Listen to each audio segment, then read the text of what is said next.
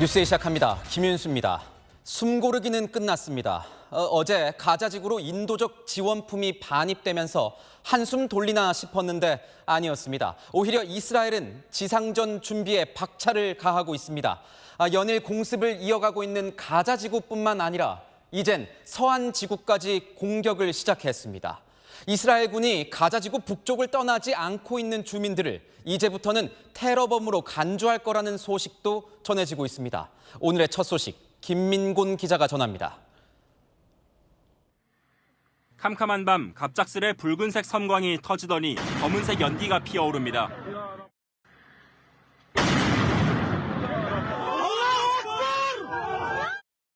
공습을 받은 건물 바로 옆에는 잔해들이 어지럽게 널려 있고 들것을 든 사람들이 급히 뛰어다닙니다. 현지 시각 오늘 새벽 이스라엘군이 팔레스타인 서안지구 난민촌에 있는 이슬람 사원을 공습했습니다. 팔레스타인인 2명이 숨진 것으로 전해졌습니다.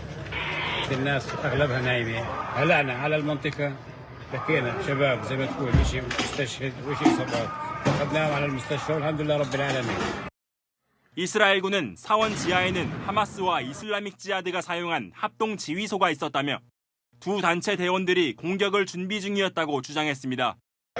예루살렘의 동쪽이자 요르단강 서쪽의 팔레스타인 거주구역인 서안지구에선 하마스의 기습 공격 이후 이스라엘군과 충돌로 최소 83명이 숨진 것으로 알려졌습니다. 바이든 미국 대통령이 지상전 개시 연기를 놓고 이스라엘과 논의 중이라고 밝혔지만 이스라엘군은 가자지구 진입이 임박했음을 연일 시사했습니다.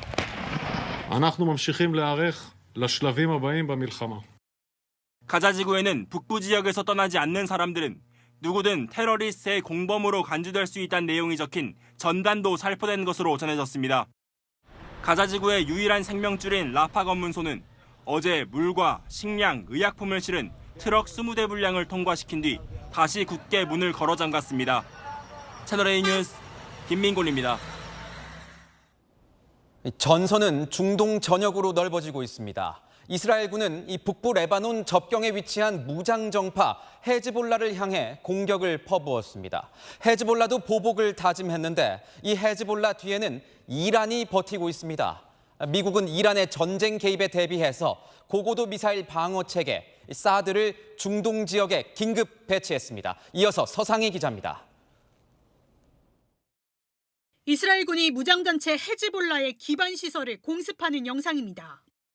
이스라엘군은 북부 레바논 접경 지역에서 두 차례 로켓과 대전차 공격에 실사격으로 대응했다고 밝혔습니다. 지난 7일부터 이스라엘 북부에서 이어진 산발적 교전으로 헤즈볼라 측 사망자는 19명, 이스라엘에서도 3명의 부상자가 나왔습니다. 이스라엘은 레바논 국경에서 2km 이내 지역 주민들을 피난시켰고 예비역 병력과 전차를 배치했습니다. Hezbollah is playing a very, very dangerous game. They're escalating the situation. 친이란 정권인 시리아를 견제하기 위해 시리아의 주요 공항 2곳을 또 공습했습니다. 가자지구의 지상군 투입이 초읽기에 들어가면서 이란의 지원을 받는 헤즈볼라의 2인자는 확전 가능성을 위협했습니다. من هذه المعركة ليكن واضحا كلما 중동에 이미 2,000명의 병력을 배치한 미국은 확전에 대비해 고고도 미사일 방어 체계 사드 포대와 미사일 대대를 추가 배치했습니다. 오스틴 미 국방장관은 성명에서 이란과 이란의 대리 무장 세력을 거론하며 이란의 개입 가능성을 경고했습니다. 채널A 뉴스 서상입니다. 가자지구 진군을 앞둔 이스라엘군의 발목을 잡을 수 있는 이 최대 변수는 하마스가 가자지구에 거미줄같이 파놓은 땅굴입니다. 이 땅굴을 활용한 게릴라 전술로 이스라엘군을 끈질기게 괴롭힐 수 있습니다. 그런데 이런 땅굴 기술, 북한에서 넘겨줬을 가능성이 제기됐습니다. 전혜정 기자가 보도합니다. 지상작전을 마친 하마스 대원들이 황급히 땅속으로 몸을 숨깁니다. 끝없이 길이 이어지는 땅굴 속. 미사일을 언제든 쏠 수 있도록 땅굴 벽면에 손잡이처럼 무기들이 줄줄이 달려 있습니다.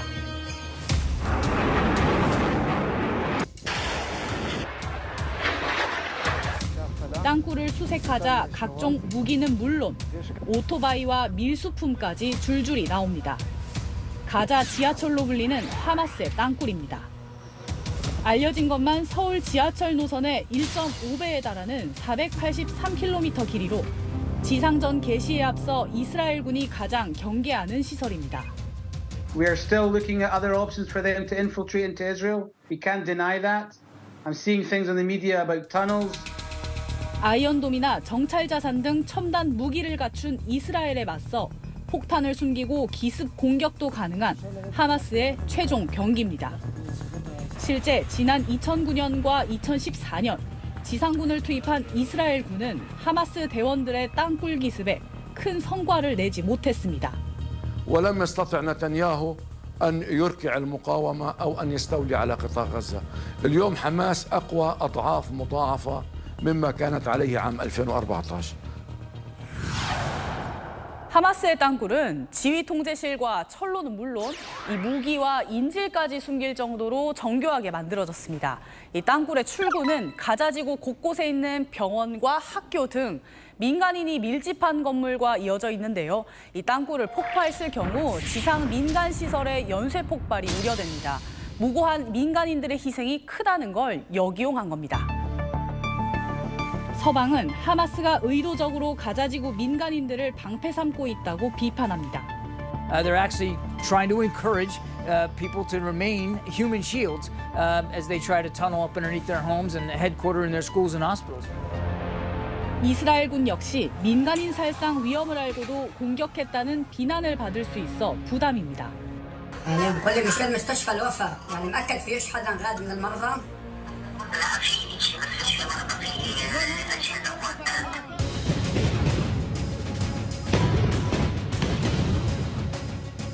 하마스 외에도 테러 단체 이슬라믹 지하드, 헤즈볼라 등도 첨단 무기와 정찰 자산을 피하기 위해 땅굴을 적극 이용했습니다.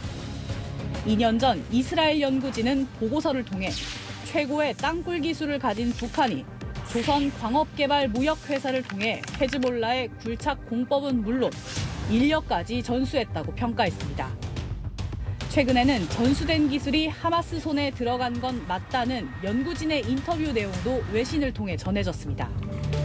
하마스의 최후 저항선인 지하 땅굴이 사실상 인간 방패로 쓰이고 있어 지상전에 앞서 최대 변수가 되고 있습니다. 채널A 뉴스 전혜정입니다. 중동 순방길에 오른 윤석열 대통령이 민생을 강조하며 현장 중심의 정부를 주문한 이후 첫 고위 당정협의회가 국회에서 열렸습니다. 김기현 대표는 내일 당무에 복귀하는 이재명 민주당 대표를 향해 민생협치회담을 갖자고 제안했습니다. 유승진 기자입니다. 한덕수 국무총리와 이상민 행정안전부 장관, 김대기 대통령 비서실장 등이 국회 본관에 모였습니다. 국민의힘 김기현 2기 지도부와의 첫 주례 고위당정협의회가 열렸습니다.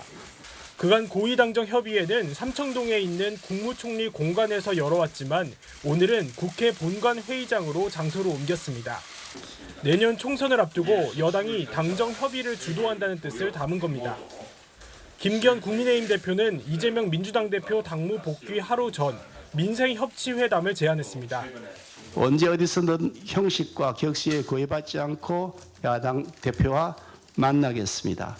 허심탄회한 대화를 통해 꼬인 것은 풀고 신뢰는 쌓아나가도록 하겠습니다.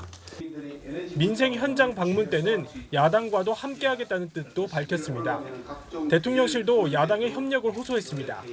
야당도 같이 민생 회복에 동참해 주시기를 간곡히 부탁드립니다. 당정은 유류세 인하와 유가 연동 보조금 지급을 연말까지 연장하고 수도권 알뜰 주유소 확대, 배추, 사과 등 가격 불안 품목 할인 지원 등 물가 안정을 통한 민생 부담 완화를 적극 추진키로 했습니다. 이재명 대표 측은 여야 대표 회담 제안에 대해 상황을 지켜봐야 한다면서도 그간 여야 대표 회담에 부정적이지 않았다고 밝혔습니다. 민주당은 이 대표가 내일 최고위 등을 주재하며 당의 화합과 민생에 대해 말할 것이라고 전했습니다. 채널A 뉴스 유승지입니다. 초등학생 딸의 학교 폭력 논란이 불거지면서 김승희 전 의전 비서관은 자리에서 물러났습니다. 후배를 때려서 이 전치 9주의 상해를 입혔는데도 정작 김 전 비서관의 부인은 사랑에 매였다고 딸을 감싸면서 더 큰 질타를 받았습니다. 도대체 왜 사랑에 매라고 했을까 궁금증이 많았는데 이동훈 기자가 이 표현이 나오게 된 배경을 취재했습니다. 김승희 전 대통령실 의전비서관 부인이 자녀의 학교 폭력을 심의한 학폭위에 제출한 진술서 내용을 국감장에서 공개했던 김영호 더불어민주당 의원. 초3이 초2에게 가한 폭력이 그것도 전치 9주의 상해를 입혔는데 사랑의 매라고 비유한 것은 정말 충격적인 것입니다.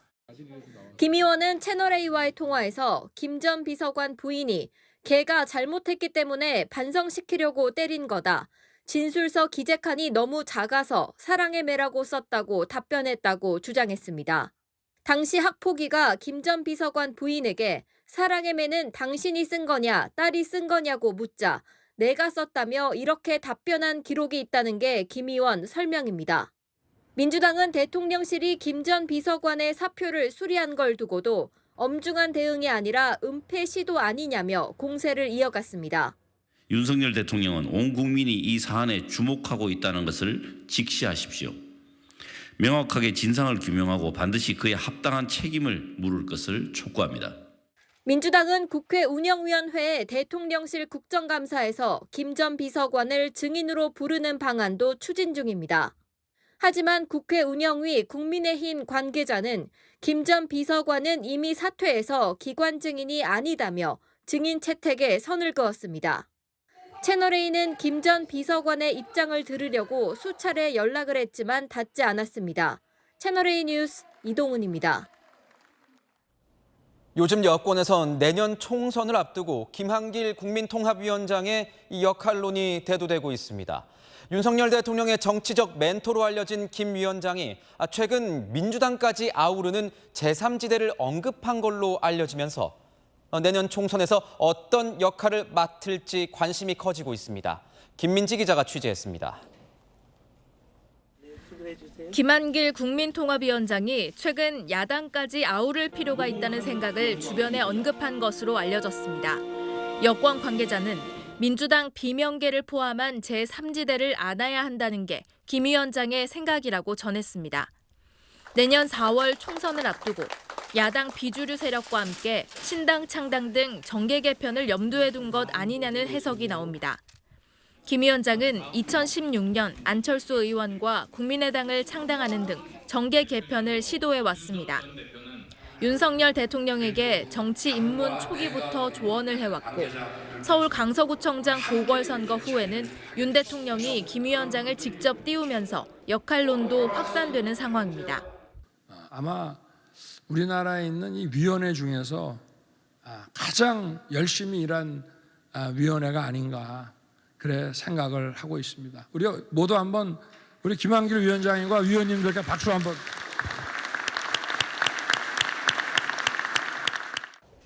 다만 김 위원장은 지난 17일 통합위 회의에서 거취에 대해 말들이 많은데 어디에 안 간다며 총선 역할론을 일축한 바 있습니다. 국민의힘도 김 위원장을 견제하는 분위기입니다. 국민의힘 관계자는 김 위원장이 당을 진두지휘하는 건 당내 기류와는 거리가 있다고 평가했습니다. 또 다른 관계자도 의원들이 민주당 출신인 김 위원장을 정서적으로 받아들이기는 어려울 것이라고 했습니다. 김 위원장 측은 향후 총선에서 어떤 역할을 할지 정해진 건 없다고 조심스러운 반응을 보였습니다. 채널A 뉴스 김민지입니다. 사우디아라비아를 국빈 방문 중인 윤석열 대통령이 잠시 뒤 빈 살만 왕세자와의 회담을 시작으로 본격적인 세일즈 외교에 돌입합니다. 지난해 체결한 40조 원 규모의 투자 약속에 더해서 이 추가적인 경제 성과를 이끌어낸다는 계획입니다. 조영민 기자가 보도합니다. 윤석열 대통령이 탄 공군 1호기가 영공에 진입하자 사우디군 F-15 전투기가 호위 비행을 합니다. 리야드 공항까지 사우디 공군기가 좌우측에서 호위 비행을 실시하겠습니다. 지상에서는 21발의 예포가 발사됩니다.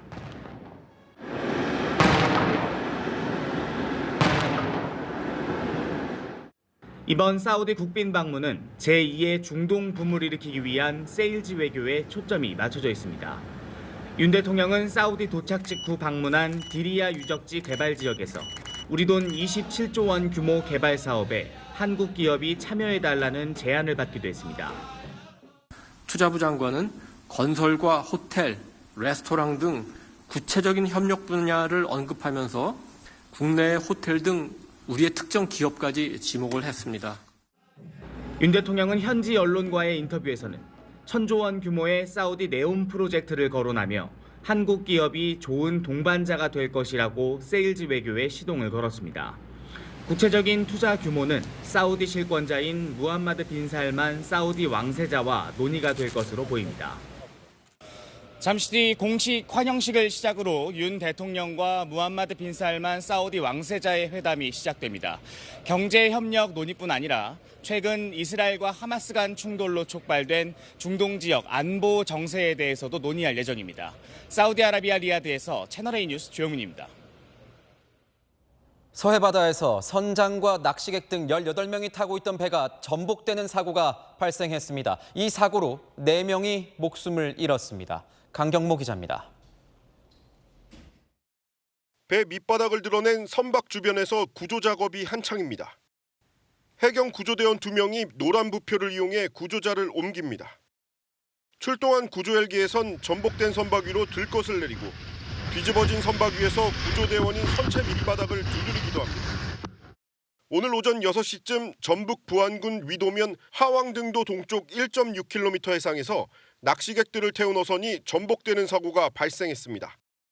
신고를 받고 출동한 해경이 주변에서 조업 중인 어선과 함께 이 배에 타고 있던 선장 등 18명을 구조했습니다.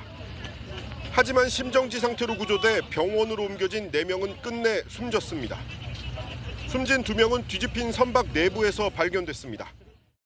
부안 해경 헬기하고요, 목포 해경 헬기로 해가지고 원광대 병원으로 이송을 했거든요. 나머지 14명은 저체온증 등 크고 작은 부상을 입었지만 생명에는 지장이 없는 것으로 전해졌습니다. 전복된 어선은 오늘 새벽 4시 반쯤 부안 격포항에서 출항했으며 승선원 명부에는 탑승자들이 빠짐없이 기록된 것으로 파악됐습니다. 어선이 예인선과 충돌했다는 최초 신고가 있었지만 정확한 사고 원인은 확인되지 않고 있습니다. 주변에서 제가 뒤집힌 걸 보고 신고를 하신 거란 말이죠. 예인선이랑 충돌을 했다라고 아직 조사가 나와서 확정된 게 아니에요. 목격자들 중에는 바지선을 끌고 가던 예인선에 와이어에 걸려 사고가 났을 가능성도 제기합니다. 사고 당시 어선은 예인선 뒤편으로 운항하고 있었던 것으로 알려지고 있습니다. 해경은 수사본부를 구성하고 정확한 사고 경위를 조사할 계획입니다.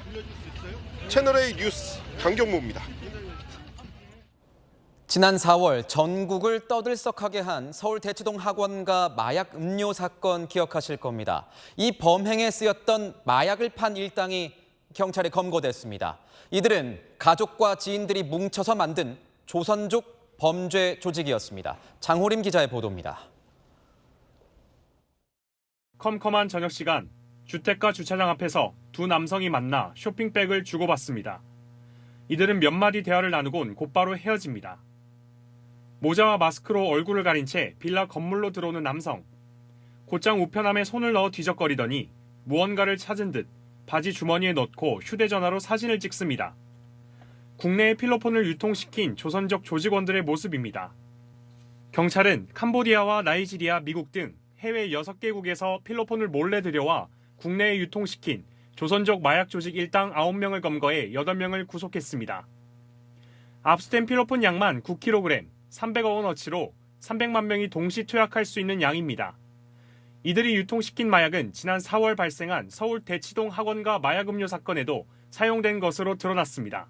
당시 마약음료 제조에 사용됐던 그 필로폰의 출처가 우리가 이번에 검거한 국내 유통 총책과도 연관성이 있기 때문에 경찰은 해외에 체류 중인 총책 2명에 대해서도 체포영장을 발부하고 인터폴 적색 수배를 내려 쫓고 있습니다. 채널A 뉴스 장호림입니다.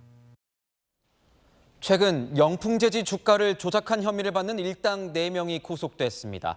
금융당국은 이번 주가 조작의 과거 라더견 사태처럼 증권사 돈을 빌려 주식을 사들이는 이 B2가 악용된 걸로 보고 있습니다. 특히 키움증권 계좌에서 이런 초단기 미수 거래가 많이 발생했습니다. 유찬 기자입니다. 지난해 11월 4,000원대이던 영풍재지 주가는 지난 8월 9개월 만에 5만 원을 넘기며 12배 치솟았습니다. 금융당국은 영풍재지 주가를 조작한 세력들이 초단타 B2 방식인 미수거래를 악용한 것으로 보고 있습니다. 증권사에서 돈을 빌려 주식을 산 뒤 이 거래일 뒤에 대금을 갚는 방식입니다. 예를 들어 증거금 비율이 40%면 40원으로 100원짜리 주식을 살 수 있는 겁니다. 주가 조작 세력은 상대적으로 돈을 덜 들이면서 서로 가격을 짜고 치는 통정 매매와 높은 호가를 불러 가격을 띄우는 고가 매수 등을 통해 시세를 조종했습니다. 금융당국은 일당들이 100여 개 계좌로 12개월 동안 주가를 조작한 것으로 봤습니다. 이 과정에서 키움증권의 미수거래 계좌가 대거 악용된 것으로 분석됐습니다. 지난 18일 영풍재지 주가가 하한가로 직행하자 키움증권 미수거래 계좌에서 4,943억 원에 달하는 미수금이 발생한 겁니다. 키움증권은 이들 계좌 거의 대부분이 영풍재지에만 투자한 점에 비춰 시세 조정에 사용된 것으로 분석하고 있습니다. 그간 다른 증권사들은 증거금 비율을 100%로 올려 영풍재지의 미수거래를 사실상 차단했던 반면 키움증권은 증거금 비율을 40%로 유지하면서 미수거래가 가능했던 겁니다. 키움증권은 내부 기준에 따라 40%로 유지했다고 해명했지만 투자자 보호에 대한 내부 기준이 안일했던 것 아니냐는 지적이 나옵니다. 채널A 뉴스 유찬입니다.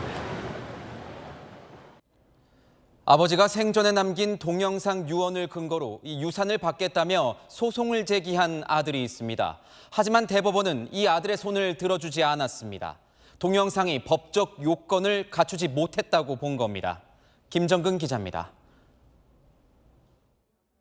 7남매 중 둘째 아들인 A씨는 아버지 사망 1년 전 동영상을 촬영했습니다.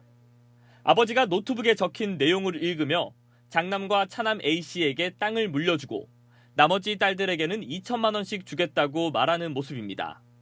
하지만 이 영상은 유언으로 인정받지 못했습니다. 동영상 유언이 법적 효력을 얻으려면 유언하는 사람이 이름과 날짜, 유언 취지를 정확하게 말해야 하고 상속과 관계없는 증인도 함께 나와 자신의 이름 등을 남겨야 합니다. 하지만 A씨 아버지의 영상은 이런 요건을 갖추지 못했던 겁니다. 그러자 A씨는 이 영상이 유언이 아닌 사인 증여라고 주장하며 소송을 제기했습니다. 일방적으로 유산 분배의 뜻을 밝히는 유언과 달리 사망 후 자신에게 땅을 주기로 약속하는 증여 계약을 맺은 거란 겁니다. 하지만 대법원은 영상 속에서 아버지 홀로 말할 뿐 A씨가 증여받겠다는 대답을 하지 않아 상호 계약으로 볼 수 없다며 효력을 인정하지 않았습니다. 유언자가 영상을 통해서 자신의 재산을 증여하겠다는 의사를 명확하게 밝혔다 하더라도 유언에 관한 엄격한 절차 요건을 갖춰야만 유한 효력이 발생할 수 있습니다. 자녀 일부에게만 증여한다는 유언의 경우 유산 상속에 불리해지는 자녀가 발생하는 만큼 법 적용을 더욱 엄격히 해야 한다는 취지로 해석됩니다. 채널A 뉴스 김정근입니다.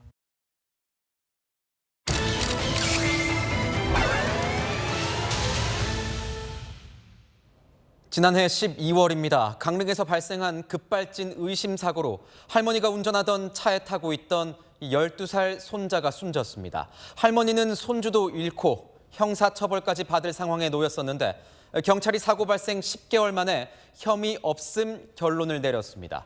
어떻게 된 일인지 백승우 기자와 사건을 보도해서 자세히 짚어보도록 하겠습니다. 자, 백 기자, 이번 결론으로 할머니는 형사처벌을 받지 않게 된 거죠? 네, 그렇습니다. 먼저 지난해 12월에 발생한 사고 먼저 설명을 드려야 할 것 같은데요. 당시 상황이 담긴 차량 블랙박스 영상 먼저 보시죠.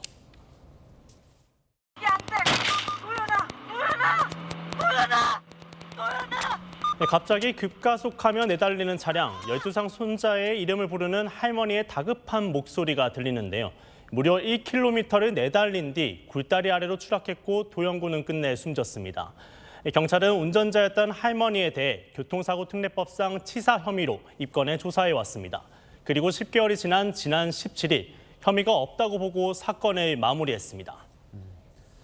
영상을 보면 이 차량이 엄청난 속도로 내달립니다. 할머니가 혐의를 벗어났다는 건 급발진 결론이 난 겁니까? 네, 사실 국립과학수사연구원의 분석 결과는 그 반대였습니다. 국과수는 차량에 기계적 결함은 없었다며 할머니가 가속 페달을 잘못 밟아 사고가 났을 가능성이 있다고 분석했습니다. 하지만 경찰은 국과수 의견을 증거로 받아들이지 않았습니다. 근거는 블랙박스 음향 분석 결과였습니다. 법원이 선정한 민간 전문기관이 국과수와 정반대의 결론에 이른 건데요. 할머니가 굉음 발생 직전 변속 기어를 조작했다는 국과수와 달리 민간 전문기관은 음향 분석 결과 기어 조작은 없었다고 분석한 겁니다. 경찰은 국과수는 실제 엔진을 구동해 검사한 결과가 아니다라면서 할머니 과실로 보일 증거가 부족하다고 결론 내린 겁니다. 결국 혐의를 벗어나긴 했지만 사고 이후로 10개월간 이 유족들은 정말 참 힘든 시간을 보낸 거 아니겠습니까? 네, 맞습니다. 할머니의 아들이자 숨진 이도영 군의 아버지에게 자세한 얘기를 들어봤는데요. 한번 들어보시죠. 일단 감사하기도 하고 당연한데도 불구하고 여러 가지 망감이 저차합니다. 그게 다 무슨 상관이냐고, 도연이가 없는데 내가 감옥살이를 할던 이렇게 그냥 지내든 그게 다 무슨 소용이 있냐고 하시면서 하염없이 많이 우셨어요. 네, 지난 설 명절 때 있었던 일을 얘기하시면서 눈물을 흘리시기도 했습니다.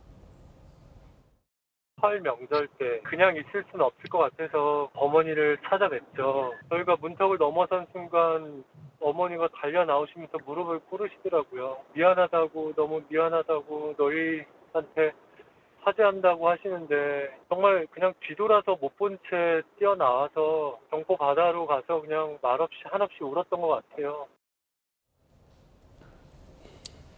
네, 그런데 이 유족들에겐 아직 사건이 끝난 게 아닌 겁니까? 네, 그렇습니다.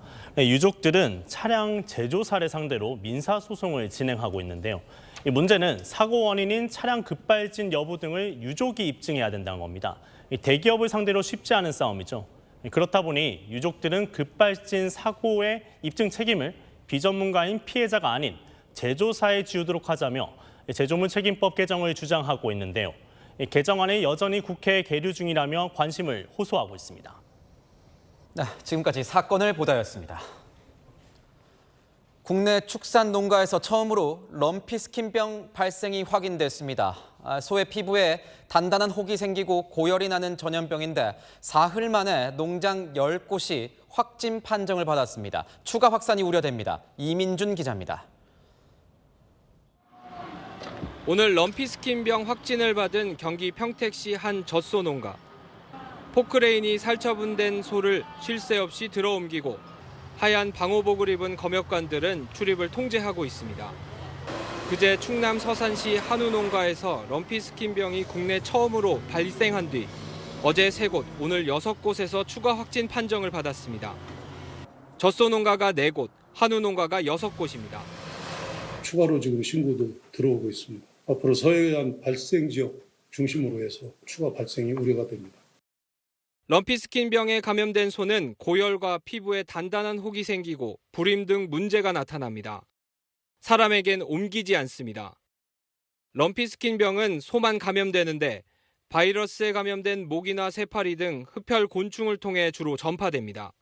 구제역과 달리 공기를 통해 전파되진 않지만 잠복기가 최대 28일, 구제역의 2배입니다. 정부는 확진 농가의 소를 살처분하고 백신 접종 등 주변 10km 내 농장 집중 방역에 나섰지만 확산세를 막을 수 있을지는 미지수입니다. 한 농장이 감염되면 17, 8농장까지 전파가 되는 걸로. 오염원이 파리, 모기에 저희가 100% 막을 가능성이 없잖아요. 방역당국은 럼피스킨병이 서해안을 중심으로 발생한 데에 따라 주변국에서 유입된 흡혈곤충이 바이러스를 퍼뜨렸을 가능성에 무게를 두고 있습니다. 채널A 뉴스 이민준입니다.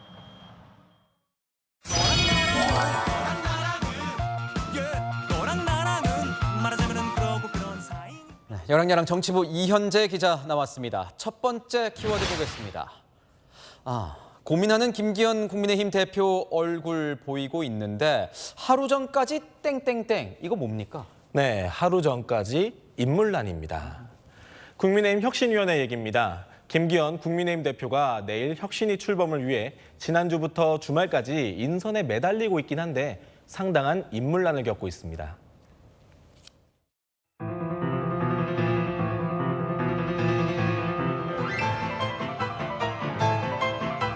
혁신위원장 인선에 인물난이 있다 지적이 돼서 부정하지 않습니다. 다소 늦더라도 옳게 가는 게 맞다고 생각합니다. 지난주 내내 여러 인사들이 하마평에 오르지 않았습니까? 네, 일단 이름이 알려진 원내 인사로는 하태경 의원이 있습니다. 하 의원 말고도 윤희숙 전 의원과 조정훈 의원도 지도부 사이에서 이름이 거론됐다가 불발된 것으로 전해졌습니다. 한 국민의힘 핵심 관계자는 채널A와 통화에서 구색 맞추기 인선으로는 당이 흔들릴 수 있다며 우리 당 이미지와 결이 다른 위원장이어야 의미가 있을 것 같아 추천했다고 말했습니다. 그러면 외부 인사로는 누가 지금 언급이 되고 있습니까? 네, 우선 당 활동 경력이 있는 여성 원외 인사의 경우 2, 3일 정도 설득을 했지만 결국 고사했습니다. 이후 30대 남성 청년 인사를 접촉하기도 했는데 역시 거절했습니다. 최근 총선 인재 영입 대상으로 알려진 푸른눈의 한국인 인요한 연세대 의대 교수도 후보군으로 거론됩니다. 제가 오늘 인 교수와 통화해보니 아직 정해진 건 없어서 돌아가는 상황을 봐야겠다면서도 당이 변화하고 싶어하는 건 확실한 것 같다며 여운을 남겼습니다. 국민의힘은 설득 작업을 끝내고 내일 혁신위원회를 띄울 계획입니다. 네, 누가 혁신위원장이 될지 좀 지켜봐야 될 것 같습니다. 다음 주제 보겠습니다. 뜨거워지는 정치 1번지 한동훈 법무부 장관의 최재형 의원, 이광재 국회 사무총장까지 보이는데 이 거물급 인사들 다 종로에 출마한다는 겁니까? 네, 정치권에서 지금 그런 전망이 돌고 있습니다. 종로는 지금까지 윤보선, 노무현, 이명박 3명의 대통령이 거쳐갔다 보니까 종로 국회의원 하면 자연스럽게 차기 대선 후보로 연결되는 곳이죠. 그러다 보니 여야 모두 중량감 있는 후보들이 종로를 노리고 있습니다. 여권부터 한번 살펴볼까요? 네, 최재형, 한동훈, 원희룡 3사람이 종로에서 대선 잠룡 대결을 벌일지 관심이 쏠립니다. 현역 의원인 최재형 국민의힘 의원, 감사원장 출신으로 국민의힘 대선 경선에 참여해 윤석열 대통령과 경쟁했던 인물이죠. 지역구 활동을 하면서 지금 재선 발판을 다지고 있습니다. 여기에 맞서서 한동훈 법무부 장관의 종로 출마설이 최근 제기됐는데요. 여권의 차기 대권 주자로 꼽히는 한 장관을 종로에 투입하는 방안을 검토한다는 얘기도 나옵니다. 스타 장관을 서울 한복판에 공천해 수도권 선거 승기를 잡겠다는 전략이겠죠. 민주당이 11월 국회에서 한 장관 탄핵을 추진하면 표결 전에 사표를 내야 해서 이르면 다음 달 한 장관의 행보가 결정될 것으로 보입니다. 여기에 원희룡 국토부 장관의 전략 공천설도 나오고 있습니다. 이 정도면 대선 경선이라고 해도 믿을 것 같은데 그렇다면 야권 상황은 어떻습니까? 네, 고 노무현 전 대통령의 측근 대결입니다. 노 전 대통령의 오른팔 이광재 국회 사무총장과 노 전 대통령의 사위 곽상원 변호사의 대결입니다. 곽상원 변호사는 지난해 7월 종로구 민주당 지역위원장으로 선임돼 지역구에서 기반을 닦고 있습니다. 곽 변호사는 지난 대선에서 선대위 대변인을 맡아 이재명 민주당 대표를 돕기도 했습니다. 이광재 사무총장은 노 전 대통령의 보좌진으로 정계에 입문해 청와대 국정상황실장을 지낸 명실상부한 오른팔로 강원도지사의 삼선 국회의원까지 역임해서 대선 주자급 정치인인데요. 현재 종로에 살고 있기도 하고 이 지역 국회의원을 지낸 정세균 전 국회의장 측 인물이 이 사무총장을 보좌하고 있습니다. 이 사무총장은 연초에는 총선 출마를 부인했습니다. 내년 총선 혹시 생각하고 계시는 점이 있으신가요? 아니, 전혀 없습니다. 하지만 지난 5월 총선 출마에 대해 때가 오면 결단해야 하고 그럴 것이라는 발언을 내놓으면서 출마 가능성이 높아지고 있습니다. 여기에 종로에 거주 중인 문재인 정부 임종석 전 대통령 비서실장도 출마 가능 명단에 오르고 있습니다. 네. 아직은 누가 출마하게 될지 지켜봐야겠지만 여야 대결만큼이나 당내 대결도 주목이 될 것 같습니다. 자, 마지막 주제 보겠습니다. 또 연예인 스캔들. 김승희 전 의전 비서관과 이 배우 이선균 씨가 보이는데 이 두 사람이 무슨 관계가 있습니까? 정치권에서 이런 말 흔히 들어보셨을 겁니다. 이슈가 이슈를 덮는다. 이런 말 많이 통용되는데 인터넷 커뮤니티를 중심으로 김승희 전 비서관 딸 학폭 사건을 이선균 씨 마약 이슈가 덮고 있다는 의혹이 제기됐습니다. 그러니까 이거 감추려고 그런 건가? 연예인들 기사는 가리고 싶은 주제가 있으면 크게 터진다는 등 댓글들도 달렸고요. 민주당의 부대변인도 이런 의혹에 동조하면서 대통령 탄핵까지 언급했습니다. 그런 정황이 진짜 있긴 한 겁니까? 자, 근데 이슈가 이슈를 덮으려면 앞에 터진 이슈를 뒤에 터진 이슈가 덮는 거지 않습니까? 자, 그런데 김승희 전 비서관 딸 학폭 논란은 이성균 씨 마약 사건보다 하루 늦게 터졌습니다. 일각의 주장이 사실이라면 야당이 지난 20일에 김승희 전 비서관 의혹을 터뜨릴 것을 미리 알고 여권이 준비를 했다는 게 되는데 국민의힘은 반응할 가치가 없다고 일축했습니다. 이런 논란들 그런데 예전에도 있지 않았습니까? 네, 맞습니다. 지난 2월 배우 유아인 씨 마약 사건이 터졌을 때도 비슷한 음모론이 제기됐습니다. 곽상도 전 의원이 연루된 50억 클럽 재판 결과 기사를 덮기 위해서 연예인 마약 이슈를 터뜨렸다는 겁니다. 이 밖에도 배우 서예지 씨의 학폭 갑질 기사가 LH 투기 기사를 덮었다는 의혹이 제기된 적도 있습니다. 이렇게 연예인 스캔들이 크게 터지면 뭘 감추려고 이러지 하는 의심의 눈초리가 끊이지 않는데요.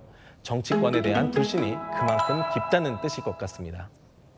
네, 지금까지 여랑야랑이었습니다. 서울을 둘러싼 이 북한산, 인왕산, 북악산 등을 내달리는 산악 마라톤 대회가 열렸습니다. 쉬지 않고 밤을 꼬박 새면서 100km를 달리는 코스에서는 60을 훌쩍 넘은 참가자가 여자부 1위를 차지했습니다. 김민환 기자입니다. 긴장된 표정으로 몸을 푸는 참가자들. 출발 신호가 떨어지자 힘차게 달려나갑니다. 이번 주말 서울을 둘러싼 북한산, 인왕산, 북악산 등을 달리는 산악 마라톤 대회가 이틀에 걸쳐 개최됐습니다. 10km, 50km, 100km 3개 코스로 진행됐으며 1,500여 명이 참가했습니다. 100km 코스는 서울광장을 출발해 인왕산, 북악산길, 북한산, 수락산 등을 거쳐 한강 청계천까지 서울의 주요 산과 명소를 온몸으로 즐길 수 있었습니다. 빗속에서도 비탈진 산길에서도 칠흑 같은 밤에도 자신과의 싸움은 1박 2일 동안 이어졌습니다. 화이팅! 100km를 달린 참가자들은 결승선을 통과하며 해냈다는 기쁨을 만끽했습니다. 남편이 나가지 말라 그랬거든요. 그래서 완주를 꼭 해서 멋진 모습을 보여줘야겠다 생각을 했습니다. 중간에 암에 걸려서 한 7, 8년 못 하다가 한 3년 전부터 다시 나오고 내가 이겨낼 수 있다라고 생각을 했었고 그 자신감이죠. 18시간 23분 만에 100km를 완주한 여자부 1위는 60을 훌쩍 넘은 참가자였습니다. 더 이상 나이 먹으면 못할 수도 있으니까 그래서 도전했어요. 제가 여기서 포기라는 건 없어요. 아직 포기는 안 해봤어요. 채널A 뉴스 김민환입니다. 기온은 뚝 떨어졌지만 가을 야구는 이 만원 관중 열기 속에 후끈 달아올랐습니다. 가을 야구의 묘미는 이 결정적 순간에 등장한 의외의 선수가 승부를 가르는 멋진 플레이를 펼치는 걸 겁니다. 오늘 준 플레이오프 1차전도 그랬습니다. 이현용 기자입니다. 본격적인 가을 야구의 시작. 준 플레이오프 1차전이 열린 인천 SSG 랜더스필드는 2만 2천여 관중으로 가득 찼습니다. 경기는 뜻밖의 투수전이었습니다. SSG 선발 투수 엘리아스는 4회 1사까지 10타자 연속 범타로 처리했습니다. NC의 깜짝 선발 신민혁도 5회 2사까지 무실점으로 맞고 마운드를 내려왔습니다. 경기가 요동친 건 8회 초였습니다. 1사 1루 상황에서 NC의 대타 카드가 제대로 적중했습니다. 대타 김성욱의 투런 홈런으로 기선 제압에 성공한 겁니다. SSG도 대타 작전에 나섰습니다. 선두 타자로 나선 대타 추신수의 안타로 시작해 8회 말 1점 차로 추격했습니다. 막판에 달아오른 경기는 결국 9회의 승부가 갈렸습니다. 2루 주자 박민우의 허를 찌르는 3루 도루가 성공하자 곧바로 마틴의 적시타가 터졌습니다. 마틴도 뜻밖의 2루 도루로 SSG 마운드를 흔들자 또 한 번 적시타가 이어졌습니다. SSG는 9회 말 하재훈의 투런 홈런으로 한 점 차까지 쫓아갔지만 추격은 여기까지였습니다. 살얼음 같은 단기전에서 과감한 작전으로 한 점 한 점 쌓아 올린 NC의 적극적인 야구의 승리였습니다. 오늘의 MVP 김성욱은 올 시즌 큰 활약이 없었지만 장점인 장타력을 믿고 때를 기다렸습니다.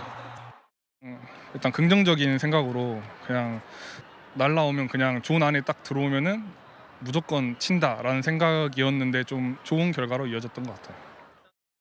역대 준 플레이오프에서 1차전을 이긴 팀이 플레이오프에 진출한 확률은 71%입니다.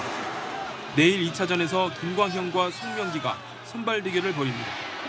채널A 뉴스 이현용입니다. 전국에 가을색이 물들고 있습니다. 제주에는 은빛 억새 물결이 장관을 이루고 있는데요. 낮부터 찬바람이 잦아들면서 나들이 즐기기에도 수월했을 겁니다. 내일은 기온이 더 올라서 제자리를 찾습니다. 서울 기준 11도에서 시작돼서 21도까지 오르겠습니다. 큰 일교차는 유의하겠습니다. 내일 아침 다른 지역도 10도 안팎에서 출발하고요. 공기가 차갑다 보니 내륙에 짙은 안개가 끼겠습니다. 낮엔 맑은 날씨 속에 10도 이상 올라서 전국이 21도 안팎이 되겠습니다.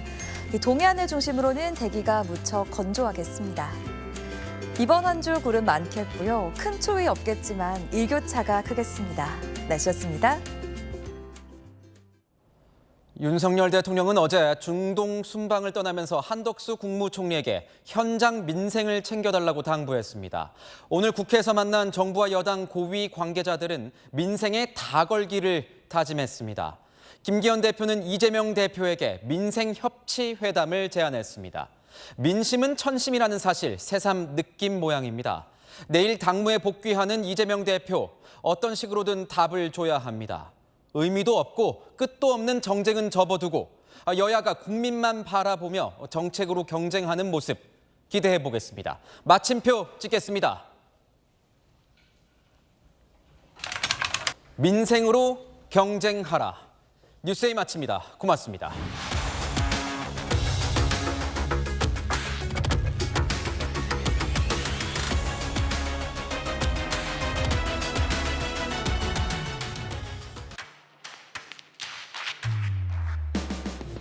당신의 아침을 여는 보이는 라디오 정치 시그널. 시사 보도의 최강자 김진의 돌직구쇼. 돌직구쇼의 연장전 더 남아. 생생한 뉴스 현장을 전한다. 뉴스엘 라이브. 시사 보도의 강력한 한방, 강력한 4팀.